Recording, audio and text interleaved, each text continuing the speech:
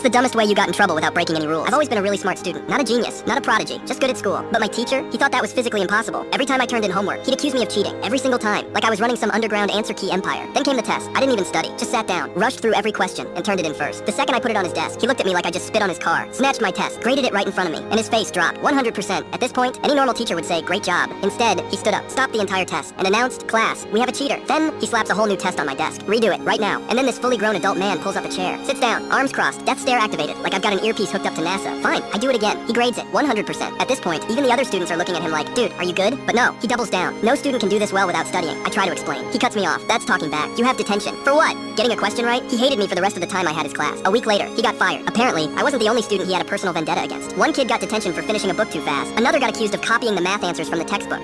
It was an open book test. And the final straw? He failed a kid's history paper because it had too many facts. The principal walked in, dropped a folder on his desk, and just went, yeah, you're done. I guess some people just aren't meant to be teachers.